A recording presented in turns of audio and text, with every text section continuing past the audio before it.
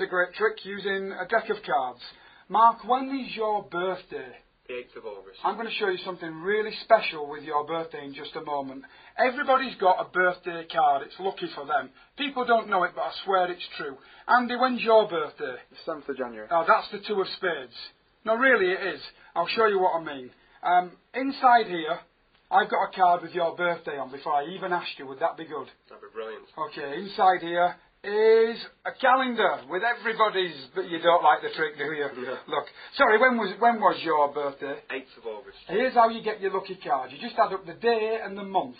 That's, oh, you're 8 and 8. 16. Okay, take the cards yourself and count down to the 16th card. Okay. 1, 2, 3, 4, 5, 6, 7, 8, 9, 10, 12, 13, 14, 15. Place the 16th one here. 6 of hearts, yes? Yeah. Check there's no more 6s of hearts.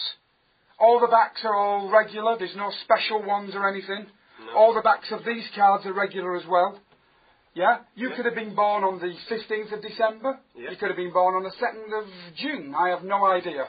But the 16th card, I can prove to you the 6 of hearts is your lucky card. It's the only one with happy birthday on there.